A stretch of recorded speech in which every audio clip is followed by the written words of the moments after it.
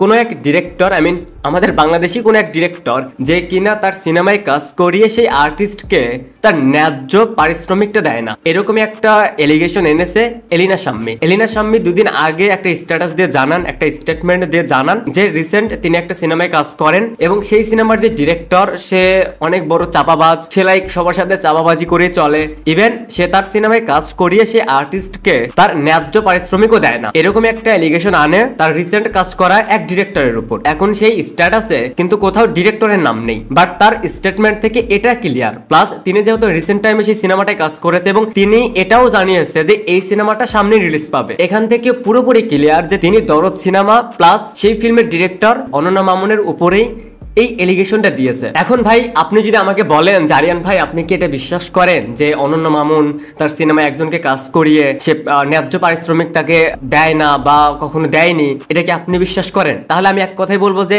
কেন বিশ্বাস করবো না ভাই? এটা বাংলা ফিল্ম ইন্ডাস্ট্রি, এটা বাংলাদেশ, এখানে যে কোনো কিছু পসিবল। শুধু বাংলাদেশে যে এরকম হয় এটা না, হয়তো বাংলাদেশে একটু বেশি হয়, এছাড়া বাইরের ইন্ডাস্ট্রিগুলোতেও টুকটাক এরকম হয়ে থাকে যে একজন ডিরেক্টর সে যদি একটু চাপাবাজি করতে পারে তাহলে সে তার ফিল্মে একজন আর্টিস্টকে দিয়ে কাজ করাবে, এরপর সেই আর্টিস্টকে নানান কথা বলে তাকে আর সেই ন্যায্য পারিশ্রমিকটাও দিবে না। এলিনা শাম্মীর কথা অনুযায়ী দরদ সিনেমার জন্য তাকে 19 দিন শুটিং করায় এবং এই 19 দিন শুটিং করিয়ে তাকে পারিশ্রমিক দেওয়া হয় মাত্র 16,000 টাকা। পরবর্তীতে তার কাছে টাকা চাইলে সে বিভিন্ন ক্রাইসিসের কথা বলে। এখন অনন্যা মামুনকে নিয়ে এরকম অনেক এলিগেশন, এরকম অনেক কথা আপনি মিডিয়াতে দেখতে পারবেন। এখন কেউ প্রকাশ করে, কেউ প্রকাশ করে না। এখন এখানে কেউ সত্য বলছে, কেউ মিথ্যা বলছে, এটাও ডিরেক্টলি বলা যাচ্ছে না, কারণ এখন পর্যন্ত কেউ কারো পক্ষ থেকে সেরকম কোনো প্রুফ প্লাস ডিরেক্ট ক্লিয়ার করে যে একটা স্টেটমেন্ট রাখবে সেটা কিন্তু কেউ রাখেনি। এখন এইখানে যেহেতু ভিকটিম এলিনা শাম্মী, সো তাকে নিয়ে আমার কিছু কথা আছে। এই যে তিনি একটা এলিগেশন দিলেন অনন্যা মামুনের উপর, এখন আমার এখানে প্রশ্ন হচ্ছে এলিনা শাম্মী নিজেই আবার বলেছেন যে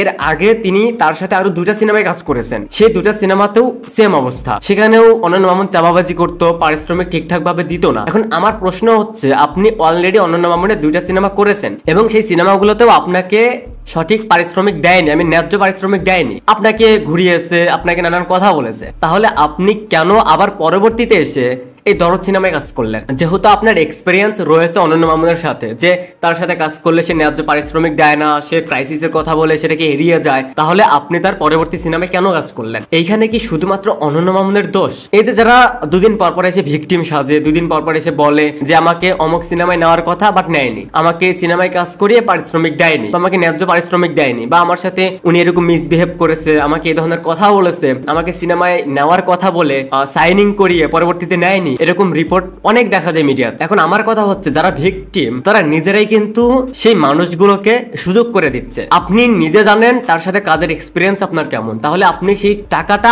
আগে না নিয়ে বা আপনার কথা অনুযায়ী যেহেতু আগের 2টা সিনেমাতেও কাজ করেছেন সেখানেও আপনি ন্যায্য পারিশ্রমিক পাননি, এর মানে সেই আগের 2টা কাজ থেকেও আপনি টাকা পাবেন, তাহলে আপনি সেই পেমেন্ট আগে নিন। সেটা না করে আপনি তার পরবর্তীতে আরো একটা সিনেমা করেছেন, হয়তো তার কথার বিশ্বাসে, বাট তার কথা কেন বিশ্বাস করবেন যেহেতু আপনি 2বার ঠকেছেন? তাহলে আপনি সেই সুযোগটা কেন করে দিবেন? প্লাস আপনি পরবর্তীতে এসে কেন ভিকটিম সাজবেন? এই যে ডিরেক্টর আর্টিস্টদের চক্করে মাঝখান থেকে অডিয়েন্স যে কে মিথ্যা বলতেছে কে সত্য বলতেছে, এরা যেভাবে নিজেদেরকে প্রেজেন্ট করে, যেভাবে দেখায়, এটা তো আসলে না, এটা তো টোটালি ফেক। এটা তো এখন কম বেশি সবাই জানে, যার কারণে মিডিয়াতে যারা কাজ করে তারা সবাই কখনো খারাপ হয় না। এই খারাপদের কারণে তাদেরকেও খারাপ ভাবা হয়। যেমন 2 থেকে 3 দিন আগে কানন ফিল্মসে একটা মেয়ে কাজ করতো, সেই কানন ফিল্মসটা হচ্ছে রায়হান রাফির, তার টিমে একটা মেয়ে কাজ করতো, সে একটা এলিগেশন আনে সেই টিমের উপর। এখন ইন্ডাস্ট্রির ভিতর বিহাইন্ড দ্য সিনে অনেক কিছু হয়, এর ভিতর হাইস্ট 5 থেকে 10% বাহিরে আসে, আর বাকিটা আমরা জানতেই পারি না যে বিহাইন্ড দ্য সিনে আরো কি হচ্ছে। আজ অনন্যা মামুনের উপর এরকম একটা এলিগেশন, অন্যদিকে রায়হান রাফির টিমের উপর এরকম একটা এলিগেশন, এই যে একটা বাজে ইফেক্ট ডিরেক্টর, প্রডিউসার, আর্টিস্ট। আবার কিছুদিন আগে এক প্রডিউসার কলকাতার দর্শনা বণিককে রুম ডেটের অফার করে। সো আসলে মান ইজ্জত আসলে কার আছে? না ডিরেক্টরের, না প্রডিউসারের, না আর্টিস্টের? কারণে কেউ হয়তো সেটা বলে, কেউ হয়তো সেটার প্রতিবাদ করে, আবার কেউ করে না, মাঝখান থেকে বিভ্রান্ত হয় এই অডিয়েন্স। যাই হোক, এই ওভারঅল বিষয়টা নিয়ে কথা বলতে গেলে আরো এক্সাম্পল দেওয়া যাবে। এদের বিহাইন্ড দ্য সিন দেখতে গেলে সিনেমার দেখতে ইচ্ছে করবে না। এই ওভারঅল বিষয়টা নিয়ে আপনাদের কি ওপিনিয়ন সেটা অবশ্যই কমেন্টসে জানাবেন। Thanks for watching.